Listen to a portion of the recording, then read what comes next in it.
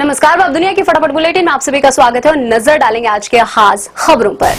बिहार विधानसभा चुनाव को लेकर सरगर्मी हुई तेज। 2 से 3 चरणों में हो सकते विधानसभा चुनाव। जून में राज्य के दौरे पर जाएगी चुनाव आयोग की टीम। 22 नवंबर को खत्म हो रहा है बिहार विधानसभा का कार्यकाल।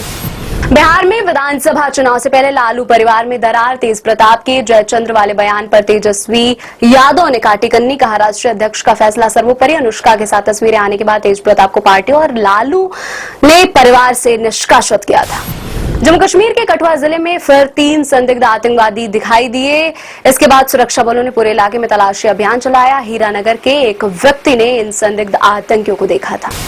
रामदेव की कंपनी पतंजलि के जीएसटी नोटिस के खिलाफ इलाहाबाद हाईकोर्ट ने कहा टैक्स अथॉरिटीज की तरफ से जीएसटी एक्ट के सेक्शन 122 के तहत पेनाल्टी लगाई जा सकती है।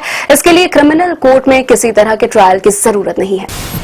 छत्तीसगढ़ में नक्सलियों के सफाये में सुरक्षा बलों को बड़ी कामयाबी। 16 नक्सलियों ने किया सरेंडर। गृह मंत्री अमित शाह राज्य को नक्सली मुक्त करने का कर चुके हैं ऐलान।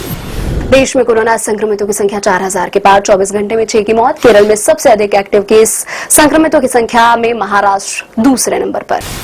मोहन कैबिनेट की बैठक 3 जून को पचमढ़ी में मोहन कैबिनेट की बैठक हुई। गोंड शासक राजा भभूत सिंह के शौर्य और पराक्रम के स्मृति को चिरस्थायी बनाने के प्रयास। पचमढ़ी को लेकर बड़ा फैसला ले सकती है सरकार। कर्नाटक में राष्ट्रीय स्वयंसेवक संघ के नेता के प्रभाकर भट्ट के खिलाफ सांप्रदायिक तनाव भड़काने वाला भाषण देने के आरोप में सोमवार को प्राथमिकी दर्ज की गई। पुलिस ने कहा इस भाषण से सांप्रदायिक तनाव बढ़ सकता था और सार्वजनिक शांति भंग हो सकती थी। भट्ट ने 12 मई को एक शोक सभा में दिया था यह भाषण। सिंधु जल संधि के निलंबन के बाद पाकिस्तान में इस समय 21% जल की कमी है। पाकिस्तान के पंजाब और सिंध प्रांत में सिंचाई की पूरी व्यवस्था सिंधु रिवर सिस्टम पर आधारित है, जो झेलम, चिनाब और सिंधु नदियों से पानी प्राप्त करती है। मध्य प्रदेश कांग्रेस में नई जान फूंकने के लिए राहुल गांधी 3 जून को भोपाल में रहेंगे। वह प्रदेश कार्यालय पहुंचकर पार्टी के संगठन सृजन अभियान की शुरुआत करने के साथ पार्टी पदाधिकारियों के साथ बैठक भी करेंगे।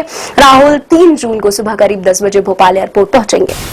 यूपी के नए डीजीपी राजीव कृष्ण ने अपनी प्राथमिकताएं गिनाई। कहा महिलाओं के खिलाफ अपराध और साइबर अपराध को रोकने के लिए पर विशेष ध्यान है। पाकिस्तान में सिंध प्रांत के कराची शहर में रविवार देर रात हल्की तीव्रता वाले भूकंप के 3 झटके महसूस किए गए। भूकंप का पहला झटका रविवार देर रात 1:05 पर कराची के गदब शहर के पास हुआ था।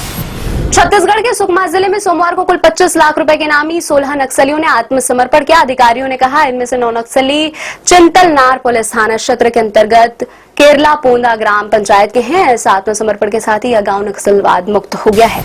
उत्तरी सिक्किम के लाचुंग में फंसे पर्यटकों को सुरक्षित निकाल लिया गया है। अधिकारियों ने बताया 100 से ज्यादा सैलानियों को लेकर 18 वाहनों का पहला समूह लोअर दोड्रुंग के फदांग पहुंच गया था।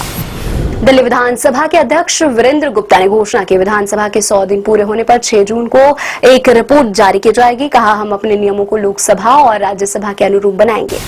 मणिपुर में नदियों के उफान पर होने और तटबंधों के टूटने के कारण आई बाढ़ से 19,000 से अधिक लोग प्रभावित हुए हैं। अधिकारियों ने बताया पिछले 4 दिनों से लगातार हो रही मूसलाधार बारिश के कारण आई बाढ़ से 3,365 घर क्षतिग्रस्त हो चुके हैं। बीसीसीआई सूत्रों ने बताया अनुभवी क्रिकेट प्रशासक राजू शुक्ला अगले महीने रोजर बिन्नी के 70 वर्ष की आयु सीमा पूरी करने के बाद अंतरिम रूप से भारतीय क्रिकेट बोर्ड यानी बीसीसीआई के कार्यवाहक अध्यक्ष का पद संभालेंगे। वैश्विक बाजारों में कमजोर रुख के बीच स्थानीय शेयर बाजारों में सोमवार को गिरावट आई। बीएसई सेंसेक्स एक समय 797 अंक तक लुढ़क गया था। बाद में इसमें कुछ सुधार आया और अंत में 77 अंकों के साथ नुकसान के साथ बंद हुआ। निफ्टी भी 34 अंक की गिरावट के साथ 24,717 अंक पर बंद हुआ। तमिल भाषा पर विवादित बयान देने के बाद कमल हासन ने खटखटाया कर्नाटक हाईकोर्ट का दरवाजा। अपनी अपकमिंग मूवी ठग लाइफ की रिलीज और स्क्रीनिंग सुनिश्चित कराने के मांगे निर्देश। Karnataka film chamber of commerce ने लगाया है फिल्म पर बैन। 5 जून को रिलीज होना है ठग लाइफ।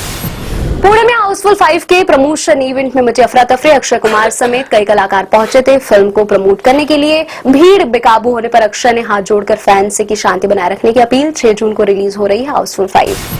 ये थी आज की फटाफट बुलेटिन। ऐसे ही ताजा अपडेट्स के लिए बने रहे हमारे साथ, यानी कि विजिट करें अब दुनिया पर।